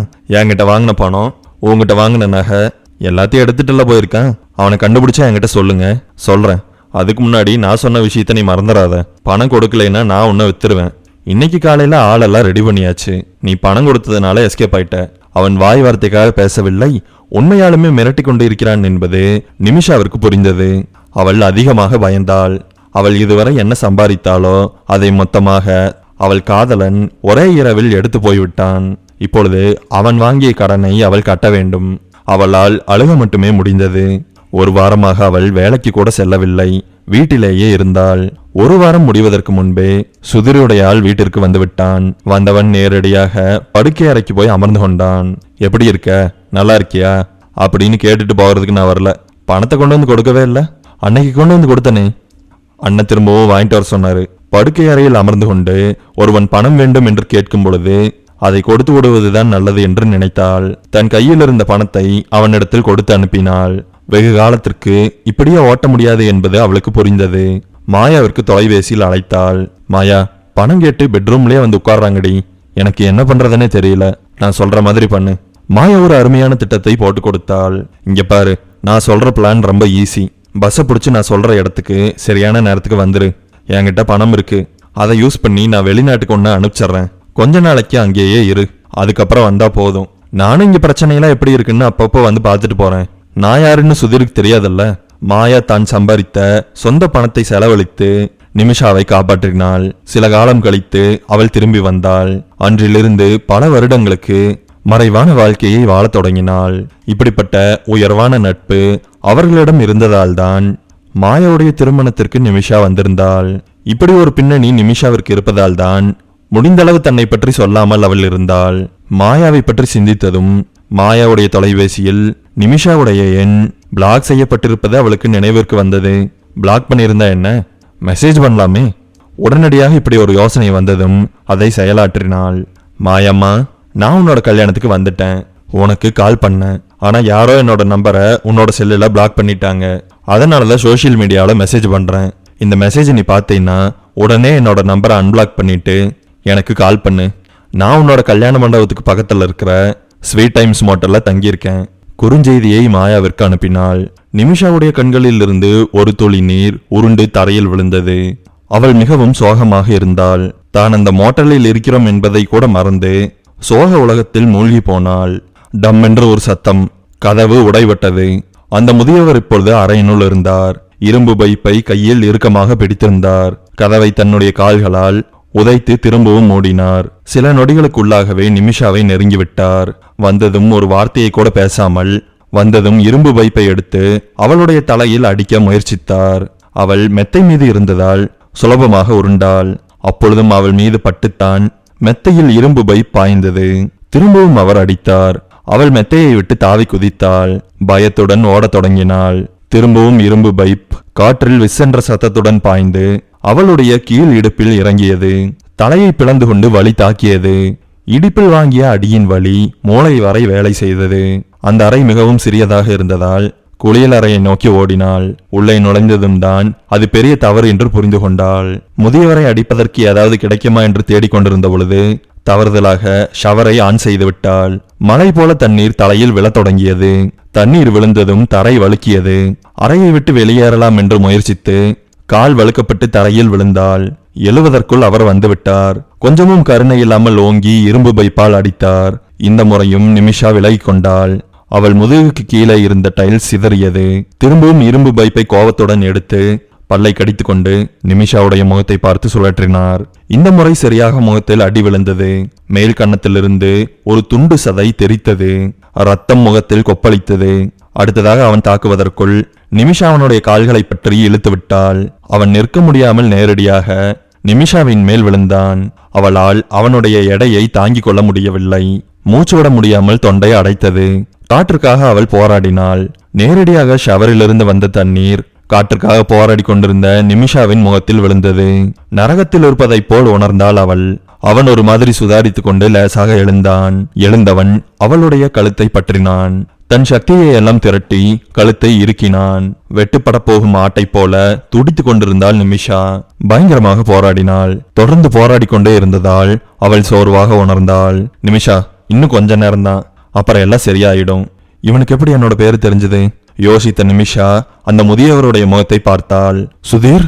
கழுத்து அழுத்தப்பட்டு கொண்டிருந்தாலும் சிரமப்பட்டு அவன் பெயரை சொன்னாள். அந்த முதியவர் சுதீர்தான் என்றதும் அவள் பயங்கரமாக அதிர்ந்தாள். மேலும் மேலும் போராடினாள். வினோதமான சத்தங்கள் அவள் குரல் வளையிலிருந்து வெளியே வந்தது. போராடி கொண்டே இருந்த அவளுடைய உடம்பு பொம்மையை போல தரையில் விழுந்தது. அவன் எழுந்து நின்றான். அவளுடைய முகத்தை பார்த்தான். அவள் முகத்தில் ஏற்பட்ட காயத்திலிருந்து ரத்தம் பீரிட்டு கிளம்பியது. நிமிஷாவின் முகம் முழுவதையும் அது சிகப்பாக்கியது. ஷவரிலிருந்து வந்த தண்ணீர் அவள் முகத்தை கழுவி கொண்டிருந்தது. நிமிஷா, என்கிட்ட கணக்கு வச்சுக்கிட்டா? அதை நான் எப்பவுமே முடிக்காம விட்டதில்லை. சுதீருடைய வலையில் அவள் தானாக வந்து மாட்டிக்கொண்டாள். அவன் அறையை விட்டு வெளியே வந்தான். வெளியே நின்றவன் யோசித்தான். நிமிஷாவோட பாடி என்ன பண்றது? ஒரு யோசனையும் உடனடியாக அவனுக்கு வரவில்லை. பேசாம இவளை இப்படியே விட்டுட்டு போயிடுறதுதான் நல்லது. பக்கத்து ரூம்ல ஒருத்தர் செத்து கிடக்கிறான். அதே மாதிரி இவ்வளவு செத்து கிடந்தா யாருக்கும் எந்த டவுட்டும் வராது. யாரோ வந்து அடுத்தடுத்து கொலை பண்ணிட்டு போயிட்டாங்கன்னு நினைச்சுக்குவாங்க. அவன் இப்பொழுது இங்கிருந்து தப்பிக்க வேண்டும். ஏற்கனவே 2 கொலைகளை செய்து விட்டான். நிமிஷாவோட அறையிலிருந்து வெளியே வந்து தன்னுடைய அறைக்குள் சென்று விட்டான். கைபேசியை எடுத்தான். யாருக்கோ அழைத்தான். எனக்கு ஒரு கார் இமீடியட்டா தேவை, அரேஞ்ச் பண்ணு. நான் நடந்து வந்து அந்த ஜங்ஷன் ரோட்ல பிக்கப் பண்ணிக்கிறேன். உடனடியா தேவை, சீக்கிரமா ரெடி பண்ணு. அழைப்பை துண்டித்து விட்டு தன்னுடைய பொருட்களை எல்லாம் எடுத்து ஒரு பெரிய பையில் போட்டுக்கொண்டு தயாரானான். எந்த ஒரு தடயத்தையும் விட்டு வைக்கவில்லை என்பதை மட்டும் ஊர்ஜிதப்படுத்தி கொண்டான். ரத்தத்தில் நனைந்திருந்த இரும்பு பைப்பை கூட அவன் நன்றாக கழுவி விட்டான். பேக் செய்த பேகை எடுத்துக்கொண்டு அரைக்கதவை நோக்கி நடந்தான். அடுத்த நாள் காலை ஸ்வீட் டைம்ஸ் மோட்டலில் காவல்துறையினர் விசாரித்துக் கொண்டிருந்தார்கள். ஜோஹரிடம்தான் முக்கியமாக கேள்விகள் கேட்டுக்கொண்டிருந்தார்கள். இந்த குற்றச்சம்பவம் அந்த மோட்டலில் நடக்கும் 2வது கேஸ் என்பதால் காவல்துறையினர் மிகவும் தீவிரமாக இருந்தார்கள். சார், எனக்கு தெரிஞ்சதெல்லாம் சொல்லிட்டனே. என்ன சொன்ன நீ? 2 பேர் மட்டும்தான் சொல்லியிருக்க. சார், நீங்க வேணா ரெக்கார்டை பாருங்க. ரெக்கார்டுலயும் அதே தானே எழுதி வச்சிருக்க. இதுதானே அந்த ஆள் கொடுத்த டீடைல்ஸ்? ஆமா சார், அதெல்லாம் ஃபேக்கு. விசாரிச்சாச்சு. எனக்கு எப்படி சார் தெரியும்? எதுக்காக நீ ப்ரூஃப் வாங்காம எல்லாருக்கும் ரூம் கொடுத்துட்டு இருக்க? சார், உங்களுக்கே தெரியும், ஏற்கனவே நடந்த கேஸுனால யாருமே இந்த மோட்டலுக்கு வரதில்ல. மொத்தமா எல்லாரும் வரதையே நிறுத்திட்டாங்க. வந்தவங்க கிட்டையும் டீட்டெயில் கொடு, அது கொடுன்னா தங்க மாட்டாங்கல்ல சார். அதனாலதான் சார் இந்த மாதிரி ப்ரூஃப் வாங்காமே ரூம் கொடுத்தேன் சார். நேத்து நைட்டு என்ன பண்ணிக்கிட்டு இருந்த? குடிச்சிட்டு தூங்கிட்டேன் சார். இவ்வளவு பெரிய சத்தம் நடந்திருக்கு, சண்டை நடந்திருக்கு, கொலையே நடந்திருக்கு, உனக்கு எதுவுமே கேட்கலையா? இயர்போன் வேற போட்டிருந்தேனா? உன்ன மாதிரி ஒரு ஆளை நான் பார்த்ததே இல்லை. தண்ணி அடிச்சுட்டு ஹெட்ஃபோனை போட்டு படுத்துரு, உலகத்தையே மறந்துரு. நான் எந்த தப்பு பண்ணல சார். நீ சொல்றது கேட்டு அப்படியே விட்டுட்டு போக முடியாது. இதோட இது 2வது கேஸு. போன தடவையே எப்படியே தப்பிச்சிட்ட, இந்த தடவை நீ நல்லா மாட்டுவ. காவல்துறையினர் தங்களுடைய விசாரணையை தொடர்ந்தார்கள். முந்தைய நாள் இரவு நிமிஷா ஷவரின் கீழே தலை தொங்க படுத்து கிடந்தாள். கழுத்து நெரிக்கப்பட்டிருந்ததால் தலை கோணையாகி ஒரு பக்கம் சாய்ந்திருந்தது. தண்ணீர் அவளுடைய முகத்தில் தொடர்ந்து விழுந்து கொண்டே இருந்ததால் திடீரென்று எழுந்தாள் நிமிஷா. வினோதமான சத்தத்துடன் வாய் வழியாக மூச்சை உள்ளே இழுத்தாள். அவள் உயிருடன் இருக்கிறாள் என்பதை அவளாலேயே நம்ப முடியவில்லை. சுதீர் அவளுடைய கழுத்தை நெரித்தான், பயங்கரமாக நெருக்கினான். ஆனால் நிமிஷா மயங்கித்தான் போயிருந்தாள், இறக்கவில்லை. தண்ணீர் தொடர்ந்து முகத்தில் விழுந்து கொண்டே இருந்ததால் திடீரென்று அவளுக்கு சுய நினைவு வந்தது. இல்லையென்றால் சுதீர் நினைத்ததைப் போல நடந்திருக்கும். எப்படியோ உயிர் பிழைத்து விட்டாள். இதுவெல்லாம் நடப்பதற்கு சில நிமிடங்களுக்கு முன்பு மாயாவிற்கு நிமிஷா அனுப்பிய குறுஞ்செய்தி கிடைத்தது. மாயாவுடைய திருமணம் நடக்காமல் போனதற்கான காரணமே அவளுடைய காதல்தான். இப்பொழுது அந்த காதலனுடன் தான் அவள் வீட்டை விட்டு கிளம்பியிருந்தாள். திருமண மண்டபத்தை தாண்டி பயணித்துக் கொண்டிருந்த பொழுதுதான் நிமிஷாவுடைய குறுஞ்செய்தி அவளுக்கு கிடைத்தது. ஏய், என்னோட ஃப்ரெண்டு ஸ்வீட் டைம்ஸ் மோட்டர்ல தங்கியிருக்கா, அவளையும் பிக்கப் பண்ணிட்டு போயிடலாம். ஏண்டி, நாமளே ஓடிட்டு இருக்கோம், இந்த நேரத்துல உன்னோட ஃப்ரெண்டை பிக்கப் பண்றதா முக்கியம்? நம்மளால டைமை வேஸ்ட் பண்ண முடியாது. மாயாவுடைய காதலன் இப்படி சொன்னான். உனக்கு தெரியாது, அந்த மோட்டல்ல தங்கறது சேஃப் இல்ல. ஏற்கனவே அங்க ஒரு கிரைம் நடந்திருக்கு. காரை மோட்டலின் வலது புறத்துக்கு கொண்டு வந்து நிறுத்தினார்கள். காதலனும் மாயாவுடன் கீழே இறங்கினான். அவர்கள் வரவேற்பை அடைந்ததும் அது மூடியிருந்தது. அங்கிருந்து அவர்களால் ஒரு பெண் போராடி கொண்டிருக்கும் சத்தத்தை கேட்க முடிந்தது. சத்தத்தை நோக்கி இருவரும் ஓடினார்கள். ஏதோ ஒரு அறையிலிருந்து ஒருவன் வெளியே வந்தான். இருவரும் பதுங்கி கொண்டார்கள். வேறொரு அறைக்குள் நுழைந்து கொண்டான். இப்பொழுது இருவரும் தயங்கியபடியே அவன் வெளிவந்த அறைக்குள் நுழைந்தார்கள். உள்ளே போய் பார்த்த பொழுது நிமிஷா ரத்தத்தில் கிடந்தாள். உயிருக்காக போராடி கொண்டிருந்தாள். உயிர் கொஞ்சமாக அவளிடத்தில் ஒட்டி இருந்தது. நீ இவளை பாத்துக்கோ, நான் இப்ப வந்துடுறேன். அறையை விட்டு வெளியே வந்தாள். நேரடியாக பக்கத்து அறையை நோக்கி நடந்தாள். வெளியே இருந்தபடியே தாழ்பாலின் உதவியுடன் அந்த அறையை மூடிவிட்டாள். அதன் பிறகு நிமிஷாவுடைய அறைக்கு வந்தாள். இவதான் என்னோட ஃப்ரெண்டு நிமிஷா. அப்படியா, சரி, இவங்களை கூட்டிட்டு நம்ம கிளம்பலாமா? இல்ல, இந்த விஷயத்த நம்ம லீகலா தான் ஹேண்டில் பண்ணணும். இல்ல, அப்படி பண்ணா அது நம்மளுக்கு பிரச்சனையாகும். மாயா தன்னுடைய காதலனை முறைத்தாள். யாரால் நம்மளோட கல்யாணத்தை நிறுத்த முடியாது, நாம சேர்ந்து வாழறத தடுக்க முடியாது. நிமிஷாவை இந்த அளவு காயப்படுத்தினவன் கண்டிப்பா போலீஸ் கிட்ட மாட்டணும். அதுக்கு நாம போலீஸ்க்கு இன்ஃபார்ம் பண்ணணும். காவல்துறைக்கு தொலைபேசியில் அழைத்தாள். நடந்த விஷயங்களை ஒவ்வொன்றாக சொன்னாள். என்னோட ஃப்ரெண்டு இப்போ உயிருக்காக போராடிட்டு இருக்காங்க. ஒரு கான்ஸ்டபிளை ஹாஸ்பிட்டலுக்கு வர சொல்லிருங்க. நான் நேரடியா நிமிஷாவை கூட்டிட்டு அங்க போறேன். காவல்துறையினரும் இதை ஏற்றுக்கொண்டார்கள். இரவு தடாலடியாக வந்து சுதிரை கைது செய்தார்கள். அவன் அறைக்கு பக்கத்தறையிலிருந்து பிணத்தை கண்டுபிடித்தார்கள். கொலை குற்றத்திற்காகவும் ஒரு பெண்ணை உயிர் போகும் அளவு அடித்து துன்புறுத்தியதற்காகவும் சுதிருக்கு நீதிமன்றத்தால் தண்டனை கொடுக்கப்பட்டது. நிமிஷா சிகிச்சை எடுத்துக்கொண்டாள். சில மாதங்கள் கழித்து மாயாவுடைய திருமணம் அழகான முறையில் நடத்தப்பட்டது. நிமிஷா திருமணத்தில் கலந்து கொண்டு அவர்கள் இருவரையும் வாழ்த்தினாள். 2 பெண்களும் அணைத்து கொண்டார்கள். அந்த அணைப்பில் அவர்களின் அன்பு வெளிப்பட்டது. நீ சந்தோஷமா இருக்கியா? மாயா நிமிஷாவை பார்த்து கேட்டாள். நான் சந்தோஷமாவும் உயிர் போடையும் நிம்மதியாவும் இருக்கேன். நிமிஷா இப்படி பதிலளித்து விட்டு மங்களகரமாக சிரித்தாள்.